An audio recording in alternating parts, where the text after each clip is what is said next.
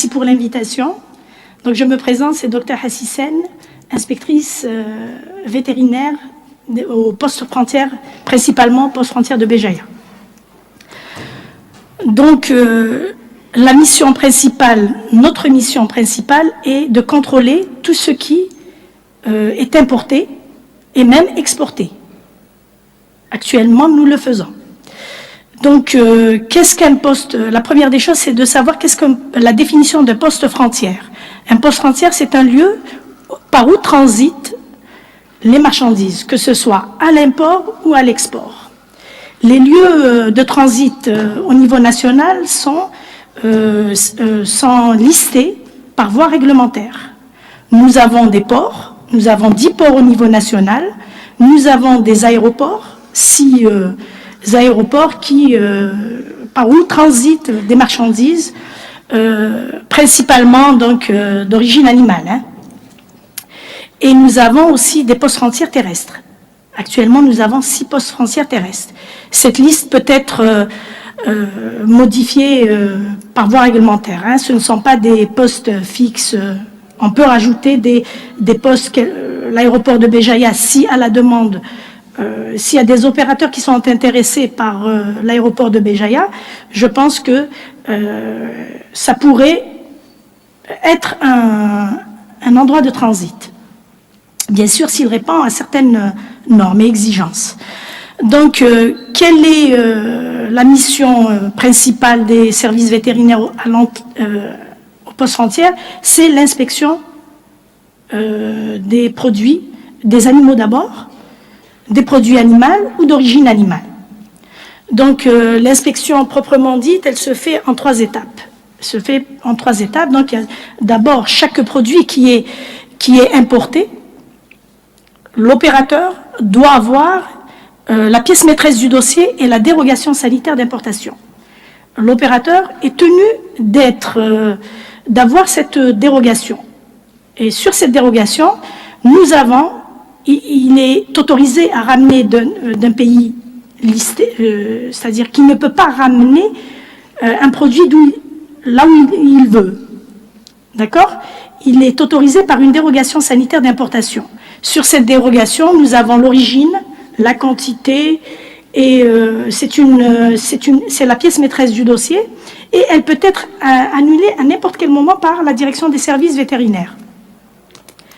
D'ailleurs, cette dérogation, elle est établie par la direction des services vétérinaires d'Alger. C'est un document fiscalisé, d'accord? Et elle peut être annulée à n'importe quel moment, selon le statut sanitaire du pays d'où on ramène le produit. C'est-à-dire si un opérateur décide de ramener et autorisé à ramener de la poudre de lait, par exemple, de France, et si, entre-temps, un problème surgit, cette dérogation est automatiquement, systématiquement annulée. Et il y aura, bien sûr, ça dépendra refoulement ou prise de décision par la DSV de ce produit.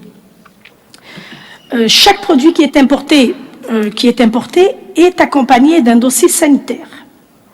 Il y a un certificat, par exemple, je prends toujours le cas, je pense que les étudiants vont comprendre, c'est la poudre de lait.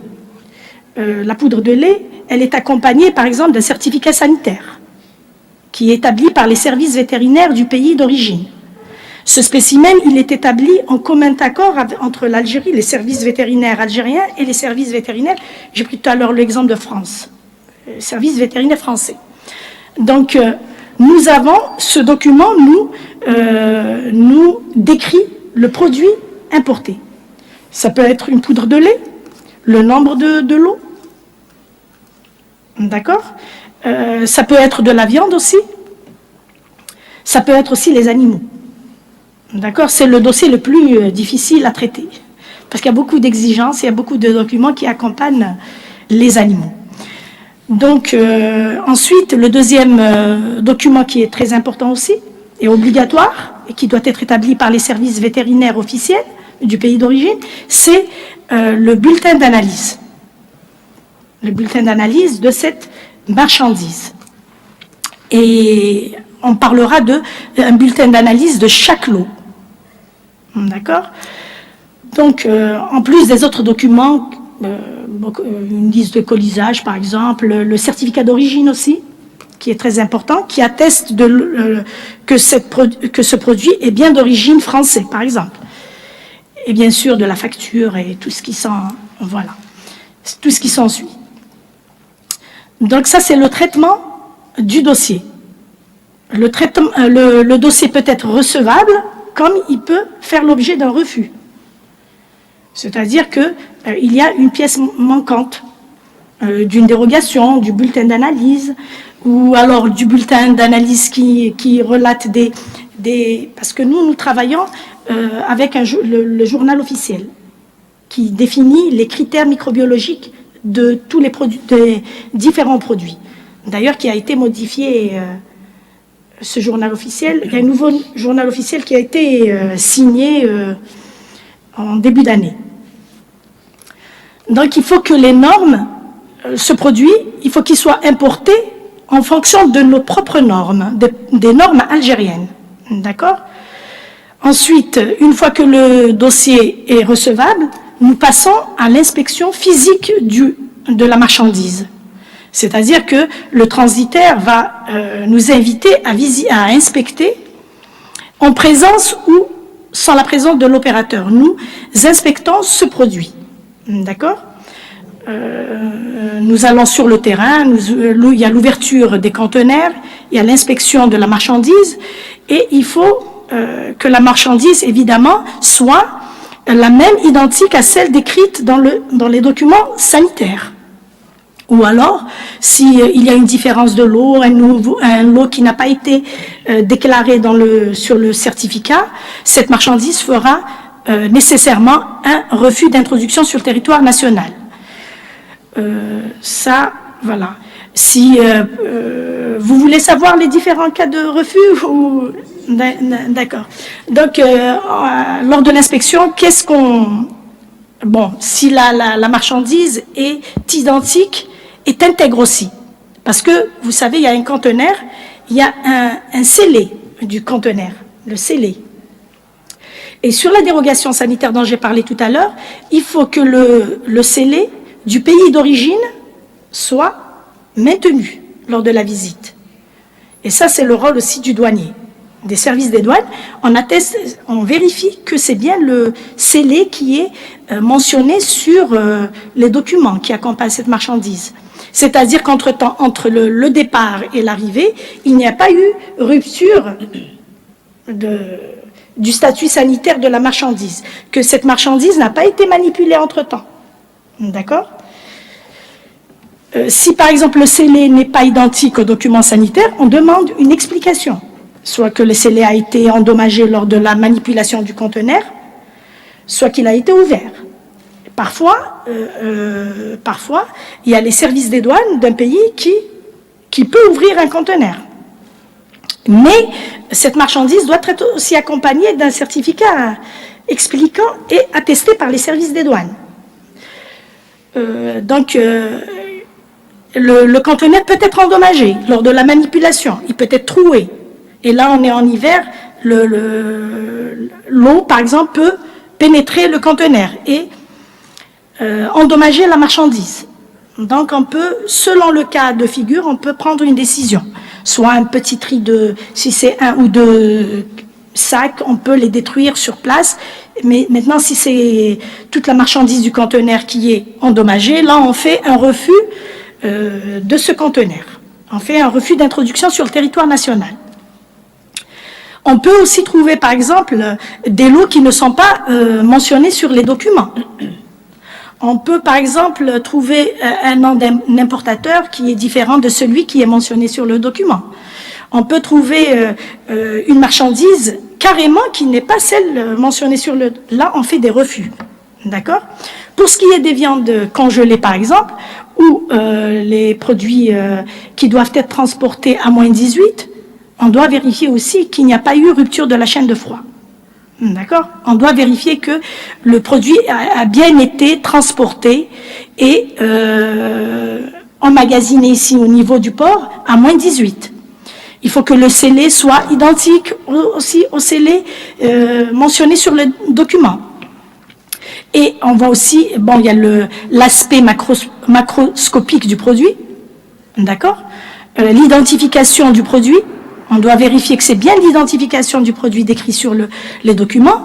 Il y a l'aspect microscopique, on regarde, on inspecte le produit, s'il n'a pas subi de rupture, s'il n'y a pas eu de rupture de chaîne de froid, donc on verra la viande ou le poisson en bon état. Et s'il y a eu rupture de la chaîne de froid, on peut trouver des signes de décongélation, par exemple. Là, on peut faire aussi un refus pour la marchandise. À la fin de l'inspection, si tout est bon, on fait des prélèvements conformément au journal officiel, d'accord, qui dit, le journal officiel nous impose de prendre pour chaque lot 5 échantillons, d'accord. Donc quand c'est des produits qui sont présentés, par exemple, si je prends le poisson présenté dans des sacs d'1 kilo, on prend 5 échantillons de chaque carton, d'accord. Et là, on transmet, on fait, on établit une demande d'analyse. Pour chaque produit, le produit est accompagné au laboratoire par une demande d'analyse. Donc actuellement, qu'est-ce qu'on fait? On fait la recherche, on fait donc des analyses bactériologiques, isotopiques, et pour certains produits, on fait la recherche des métaux lourds. Tel que par exemple, je pense que vous l'avez vu sur le marché, c'est le poisson qu'on appelle la sole, mais bien que ce ne soit pas de la sole, hein, ce ne soit pas de la sole, c'est du poisson-chat, c'est du panga. D'accord. Là, on a eu instruction de faire une recherche de métaux lourds. Là, on envoie, en général, c'est au niveau d'Oran. Le laboratoire est positionné au niveau d'Oran. Donc, une fois que la marchandise ne quitte pas le port, l'enceinte du port, d'accord, dès qu'on reçoit les résultats, que ce soit isotopiques, bactériaux ou la recherche des métaux lourds, on établit un document qui est le certificat de mise à la commercialisation que l'on délivre à l'opérateur, d'accord, qui est aussi un document fiscalisé. Donc l'opérateur, avec le certificat d'inspection sanitaire et le certificat de mise à la commercialisation, peut aller vers l'étape précédente qui est l'inspection par un autre service qui sont le commerce et la douane. Donc là, il peut faire sortir sa marchandise le plus normalement du monde. Voilà. Les services vétérinaires interviennent au niveau du port pour l'inspection des produits, mais aussi nous sommes membres de 2 commissions qui sont la facilitation maritime et nous sommes aussi membres de la commission qui s'occupe des marchandises en souffrance au niveau du port.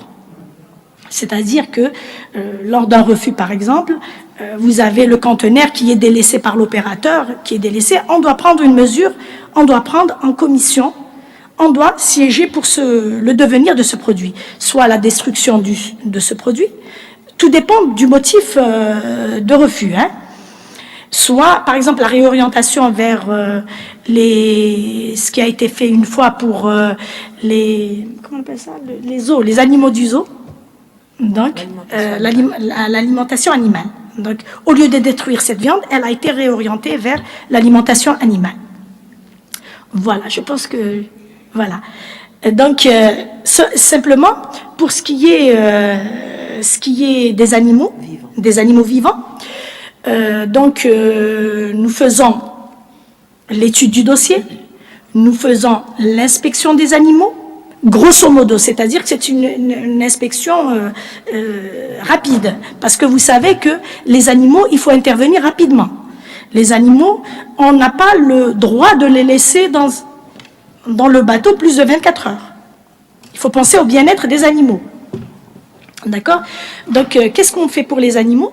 On les introduit sur le territoire national, mais sous réserve, c'est-à-dire qu'ils doivent aller vers ce qu'on appelle le centre de mise en quarantaine, où ils doivent subir d'autres analyses pour pouvoir, à l'issue de ces analyses, quand tout est bon, pour pouvoir être introduits sur le territoire national. D'accord? C'est ce qu'on appelle les centres de mise en quarantaine. Ça, c'est pour les animaux destinés à l'engraissement et reproducteurs. Par contre, il y a une autre tranche d'animaux qui sont importés, c'est les animaux d'abattage. Les animaux d'abattage, là, c'est le dossier le plus simple. Pourquoi? Parce que ils ne sont pas soumis, on n'exige pas d'abord de ces animaux des analyses, puisqu'ils sont destinés à l'abattage. D'accord? Et on ne leur fait pas aussi subir des prélèvements, puisqu'ils sont destinés à l'abattage. Maintenant, l'opérateur, selon l'effectif qu'il va importer, il aura le temps d'abattre ces animaux. En général, ça ne dépasse pas les 1 mois. D'accord? Et quand c'est les animaux d'abattage, donc il y a le service vétérinaire aux postes frontières, le service vétérinaire de Wilaya, le vétérinaire qui est chargé de l'aire de repos et le vétérinaire qui est chargé de l'abattoir. D'accord? Et c'est des informations, et nous sommes tenus de travailler en étroite collaboration. Voilà. Je pense que j'ai un peu... Si, c'est passionnant. Je pense qu'on partage cet avis avec tout le monde. Je pense que ce que vous nous racontez est très passionnant parce que, je vous l'ai dit, de par l'existence du département des sciences alimentaires, donc que M. Boudelès dirige, nos étudiants sont très intéressés par cette réalité du terrain. Donc vous nous avez parlé principalement, donc docteur, de ce qui arrive. Qu'en est-il de ce qui sort? De ce qui sort, oui. Donc, de ce qui sort, nous actuellement, depuis novembre 2017, nous avons eu un phénomène d'export. C'est le seul produit que nous avons exporté. Ce sont les pâtes de poulet congelées. Je pense que... Je suis sûr que très peu le savent. Et c'est même un peu surprenant. Voilà. Donc, les pâtes, au lieu qu'elles soient détruites, donc après jetées, donc qu'est-ce que font? C'est une nouvelle, comment on appelle ça? Une nouvelle, une nouvelle démarche de récupérer. Donc il y a des établissements qui sont agréés pour récupérer ces pâtes de poulet qui sont récupérées, pas de n'importe où aussi, hein, de récupérer des abattoirs agréés parce qu'elles doivent être accompagnées de documents sanitaires. Et donc elles sont manipulées, traitées, selon l'exigence du pays importateur. Donc nous actuellement, depuis novembre, donc je vous ai dit, nous exportons, il y a 3 opérateurs qui exportent ce produit, qui sont des pâtes congelées pré-traitées, vers le Vietnam. Donc selon elles sont sélectionnées en 3 grades, grade A, B, C. Donc elles sont pour la consommation humaine, elles sont destinées à la consommation humaine et parfois pour la consommation animale ou je pense pharmaceutique ou quelque chose comme ça, mais beaucoup plus pour la consommation humaine. Voilà. Donc vers l'Asie en fait, hein, c'est vraiment vers l'Asie. Donc c'est super intéressant. Hein. Vous voyez un peu là, il y a des. Mais bon, ceci dit, en termes, vu que vous êtes plutôt dans l'inspection vétérinaire, pas d'autres types de produits vers l'exportation? Oui, d'accord. Bon, maintenant je vous ai parlé des pâtes pré-traitées congelées, c'est celles qui passent par le port de Béjaïa. Oui. Mais toutefois est-il que nous avons d'autres produits qui sont exportés, mais qui ne passent pas forcément par le port de Béjaïa, qui passent par l'aéroport d'Alger. C'est les produits de la Sarletterie Soumane. D'accord. Il y a aussi, à ma connaissance, ça s'est fait qu'une seule fois, c'est les produits carnés de la Sarle Prima Viande, qui a été aussi exporté. L'escargot vers l'Italie. L'escargot vers l'Italie, voilà. Donc, mais sinon, pour le port de Béjaïa, pour l'instant, nous sommes aux pâtes pré-traitées congelées. Voilà. D'accord, merci beaucoup, docteur. C'était juste pour vous dire qu'il y a quand même une production nationale qui s'exporte, des produits laitiers essentiellement. Il y a plusieurs types. Et ceci dit, tout ça, c'est des idées également, hein, et pour vous et pour donc les producteurs nationaux. C'est-à-dire, je vous l'ai dit, je le répéterai jamais assez, nous pouvons facilement se hisser vers la qualité internationale et pouvoir réellement mettre en valeur ce que nous produisons. Nous produisons de très belles choses. Et même si elles sont moins bonnes, mais nous pouvons rentrer dans des mécanismes d'amélioration. Vous avez fait, je pense, de par vos cursus d'enseignement, des dispositifs que l'on peut mettre en place au niveau des entreprises pour améliorer la qualité, que ce soit des dispositifs de prévention type HACCP, type ainsi de suite, pour pouvoir améliorer la qualité et éviter tous les ainsi de suite. Donc tout cela, ceci dit, c'est encourageant. Il y a une production qui sort, bien qu'elle est timide, certainement, mais c'est quelque chose qu'il faut encourager. Voilà, merci beaucoup. Donc maintenant, un grand merci, Dr Hassisen. Je passe maintenant la parole donc, au docteur Bouzid, oui, qui va également nous parler de son quotidien. Bonjour. Donc moi, je suis inspectrice au niveau de l'abattoir de Béjaïa, donc je vais vous parler un petit peu de ce qui se passe dans un abattoir. C'est-à-dire que il faut savoir que tout animal qui est dans un élevage et qui est destiné à être abattu pour la consommation humaine, il doit obligatoirement passer dans c'est ce qu'on appelle un lieu d'abattage agréé, que ce soit un abattoir ou une tuerie. La différence entre un abattoir et une tuerie, c'est juste les capacités d'abattage et le matériel qui existe. Mais toujours est-il que ces deux lieux doivent être agréés par les services vétérinaires. Qu'est-ce qu'un agrément? C'est quoi? C'est des normes qui sont réglementées, c'est la réglementation. Nous avons l'infrastructure elle-même, c'est-à-dire les bâtiments, les locaux qui doivent être conformes à la réglementation, le matériel qui est utilisé qui doit être conforme, le personnel, c'est-à-dire en matière d'hygiène, de pratique et d'état sanitaire parce que les certificats médicaux, donc tout ça doit être conforme à la réglementation. Si ces lieux, donc si tous ces critères sont respectés, ce sont des lieux agréés. Donc qu'est-ce qui se passe? Un animal qui est destiné à l'abattage. Comment ça commence? Ça commence par... les animaux doivent arriver d'abord la veille de l'abattage. Ils ne peuvent pas arriver de voyager, faire un long parcours, arriver et être abattus. Ils doivent arriver la veille. Et on a ce qu'on appelle un parc de repos et de diète hydrique. C'est-à-dire que l'animal doit se reposer, parce qu'on n'abat pas un animal surmené ou stressé. Ils doivent se reposer d'abord, et surtout, ils doivent passer à ce qu'on appelle la première étape de notre travail à nous, c'est l'inspection ante-mortem, c'est-à-dire qu'on doit inspecter les animaux avant leur abattage. Qu'est-ce que l'inspection ante-mortem? On a deux aspects. On regarde d'abord l'état général de l'animal, s'il n'est pas fatigué, surmené, est-ce qu'il n'y a pas de signes cliniques apparents d'une maladie? Est-ce qu'il n'a pas l'air fébrile? Est-ce qu'on ne voit pas de signes d'abcès?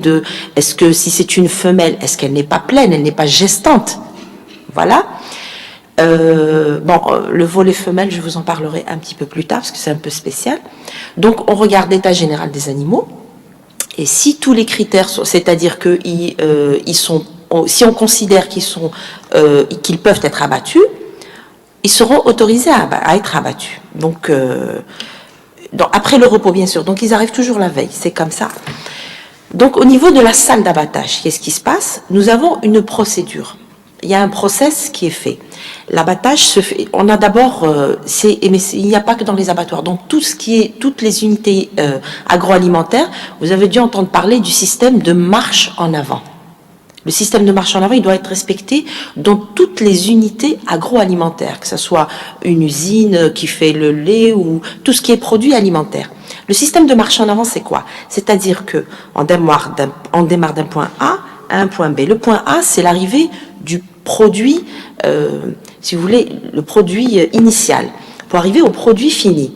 Le système de marche en avant, c'est-à-dire qu'on part du secteur le plus souillé, et au fur et à mesure qu'on avance, on arrive dans le secteur le plus propre, pour arriver au secteur où le produit fini est destiné à être livré à la consommation, c'est le secteur le plus propre. Et il ne doit pas y avoir de retour en arrière. Durant le process, il ne faut pas qu'il y ait un retour en arrière.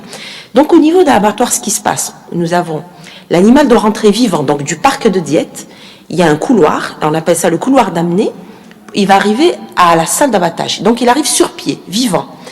Et au niveau de l'abattoir, nous avons un système de marche en avant, et là, ça dépend des structures. Il y a des grands abattoirs où il y a une séparation dans l'espace, C'est-à-dire qu'il y a des locaux, il y a des petits abattoirs où il y a une séparation dans le temps. C'est-à-dire qu'il y a des secteurs. On commence à arriver, il y a le lieu de la saignée. Ensuite, il y a la carcasse, si vous voulez, l'animal, il avance au fur et à mesure du process d'abattage. Donc on part d'un secteur qui est au début souillé, parce que l'animal, il y a encore la peau, au fur et à mesure. Ensuite, il y a la dépouille. Donc au fur et à mesure, on avance vers le secteur le plus sain, qui est le plus propre, où on arrive à la carcasse qui est dépouillée, qui est prête à l'inspection. C'est le lieu où intervient le vétérinaire. On intervient dans le secteur sain, le secteur propre. Voilà. Au niveau donc donc quand nous on commence à intervenir, c'est au niveau de l'inspection. Qu'est-ce qui se passe? Nous avons un process d'inspection, nous avons des procédures qui sont réglementées, qui sont uniformes pour tout le monde. Il y a une façon de faire son inspection. Je crois que je vais vous l'épargner parce que c'est un peu compliqué. Mais chaque geste qu'on fait a pour but de rechercher une pathologie spéciale. Nous avons des incisions réglementaires obligatoires que nous devons faire pour rechercher une pathologie particulière. Nous avons des palpations spéciales. Vous savez, donc, la procédure est liée. À l'issue de cette inspection, nous avons deux cas de figure où nous avons trouvé une pathologie où donc l'organe ou la carcasse ou la partie de la carcasse fait l'objet d'une saisie. Saisie, donc, il est retiré du circuit. Et la saisie, elle est à notre niveau, elle doit être dénaturée sur place, en notre présence. Dénaturée, c'est-à-dire que avant la destruction, on dénature d'abord, c'est-à-dire que on applique un produit qui fait que aucun animal et aucun être humain ne peut le récupérer. Ça peut être de la chaux vive, c'est ce qu'on utilise le plus couramment, la chaux vive, éventuellement du grésil, pour éviter que même les animaux, parce qu'après il faut penser aux animaux. Donc nous on dénature.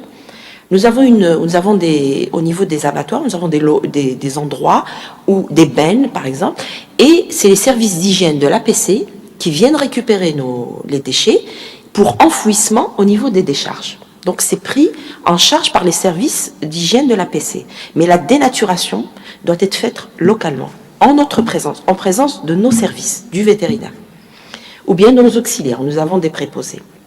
Donc c'est soit saisie, destruction, et si nous considérons que ce produit, que ce soit les abats ou la carcasse, sont salubres, c'est-à-dire propres à la consommation humaine, nous apposons une marque de salubrité. La marque de salubrité sur la viande, c'est ce qu'on appelle l'estampille. L'estampille, alors elle est faite, d'abord c'est une encre qui est alimentaire, donc parfaitement consommable, et sur l'estampille, il y a toutes les informations qui concernent, donc il y a marqué inspection vétérinaire, et il y a ce qu'on appelle le numéro d'agrément de l'abattoir. Il y a le numéro de l'agrément, vous avez le numéro de la wilaya, comme Hna, ça commence par 06, et vous avez le numéro d'agrément de l'abattoir. Si c'est un abattoir, ça commence par 1, si c'est une tuerie, ça commence par 2. Donc, au niveau d'une boucherie, par exemple, si vous voyez l'estampille, vous pouvez savoir d'où vient cette viande, où elle a été abattue, dans quelle structure elle a été abattue.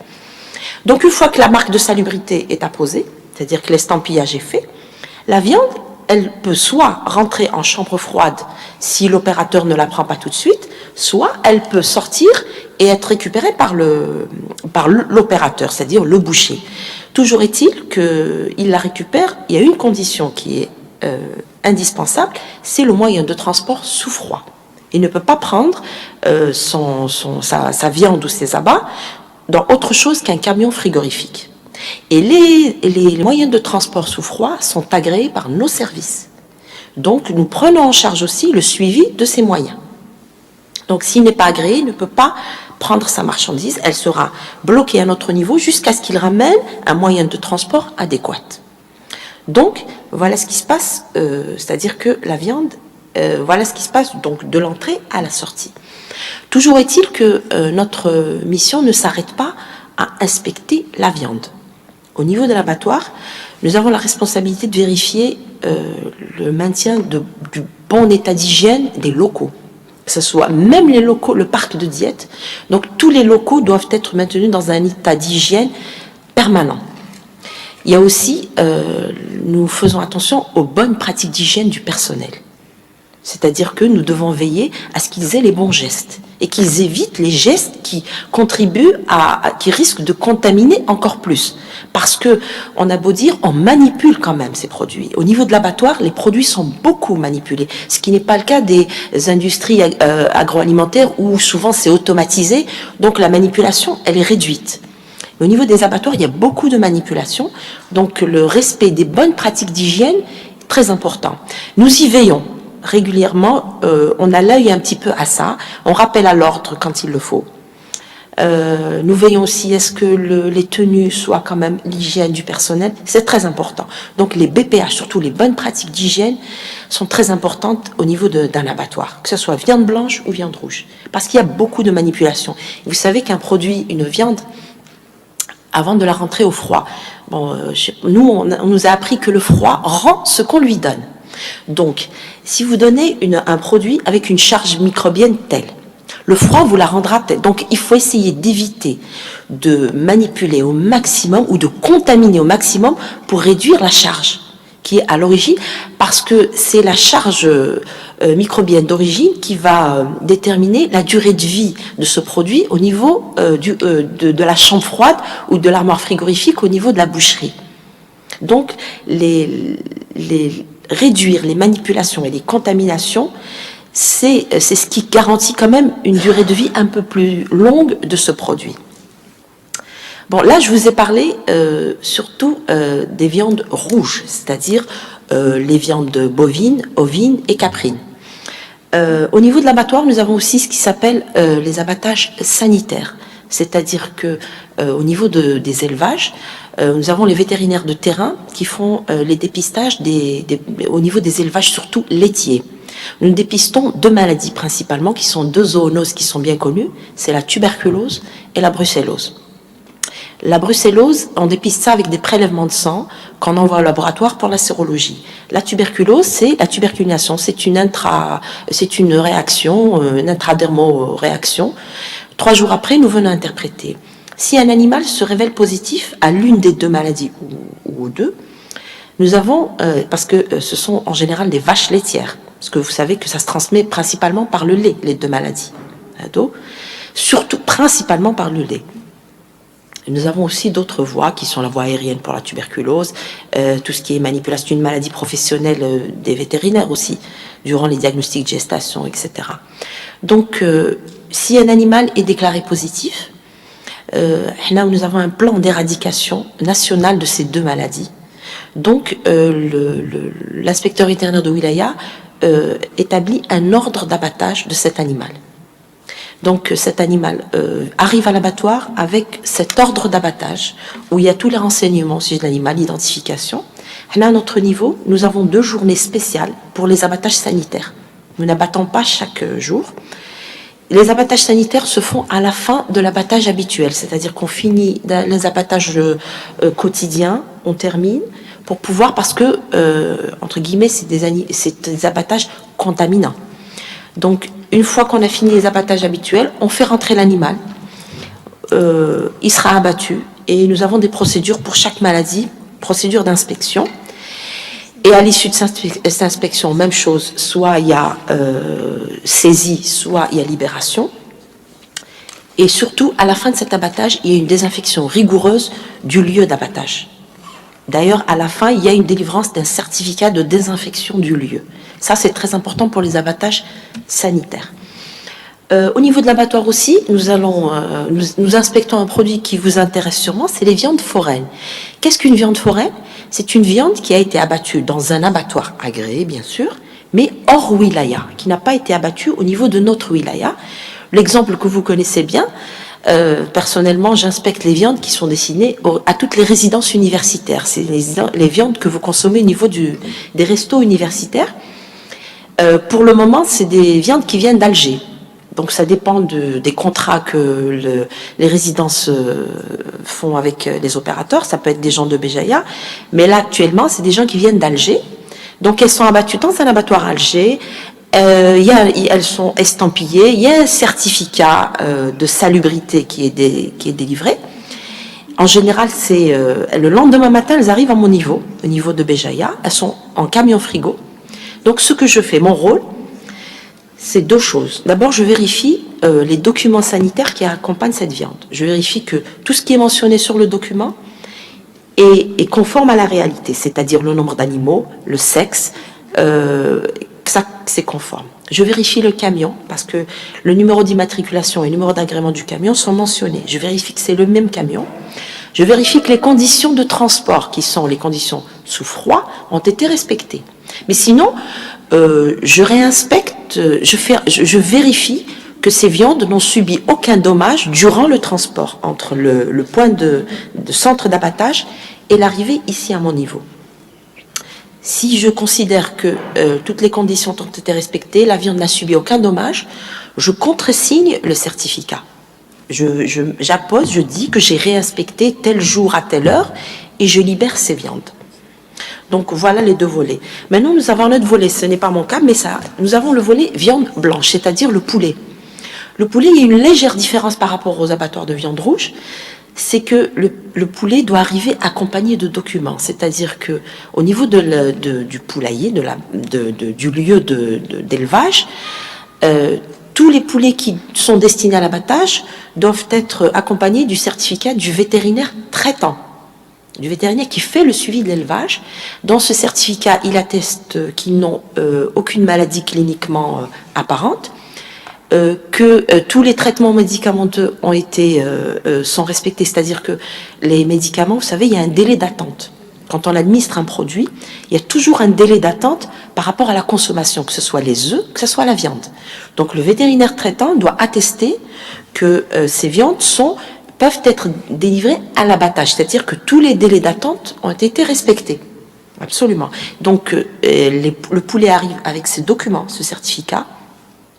Le vétérinaire au niveau de l'abattoir de viande blanche, donc vérifie toujours les documents d'abord qui accompagnent le poulet, vérifie l'état général des animaux, qui ne sont pas surmenés, qu'il n'y a pas eu beaucoup de mortalité, qu'il n'y a pas de signe apparent de maladie clinique comme ça, de maladie.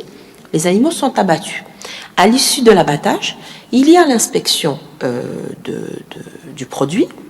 La différence au niveau des abattoirs de viande blanche, c'est que le produit est emballé sous cellophane et étiqueté. Mais avant l'emballage, il subit ce qu'on appelle le ressuyage, c'est-à-dire que c'est une chambre froide, mais ce n'est pas une chambre de stockage. C'est une chambre de ressuyage où les viandes doivent être bien égouttées et séchées à une température particulière. Une fois qu'elles ont fini le ressuyage, elles passent à la salle d'emballage et d'étiquetage. Donc l'emballage est fait. L'étiquetage, il est mentionné le lieu d'abattage et la date de l'abattage et la date limite de consommation de ce produit. Et pour la date limite, je sais pas si vous pourrez remarquer des différences entre les abattoirs. Et ça, c'est l'opérateur, en fonction de son process d'abattage, qui se permet de garantir la durée de salubrité de son produit. Certains mettent 4 jours, d'autres peuvent mettre 5 jours. Et donc, c'est lui, selon ses pratiques, qui peut dire, voilà, je garantis ce produit. Et donc, à l'issue une fois que le poulet est emballé, le poulet ou les morceaux de poulet sont emballés, étiquetés, ils passent en chambre froide de stockage, en attente de la livraison. Et le vétérinaire, à l'issue de cette inspection, délivre un certificat d'abattage. Il est mentionné le jour, la date de l'abattage, le nombre de poulets qui ont été inspectés, et ces certificats doivent se retrouver au niveau de la boucherie. Il ne suffit pas d'avoir un poulet emballé, étiqueté, pour dire qu'il a été abattu dans un abattoir.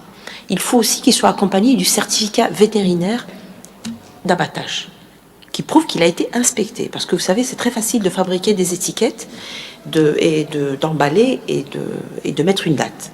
Par contre, le certificat vétérinaire, c'est un certificat officiel qui est le seul garant qui dit que ce produit a suivi le circuit normal. Voilà. Ça, c'est au niveau des abattoirs. Mais sinon, les services vétérinaires interviennent aussi au niveau des points de vente, des commerces.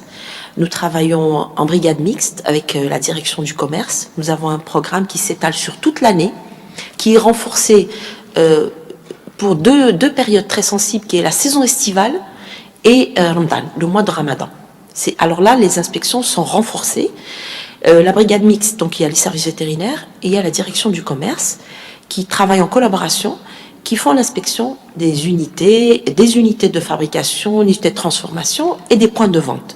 Boucherie, pâtisserie, supérette, là où c'est-à-dire tous les endroits où on peut trouver des produits animaux ou d'origine animale.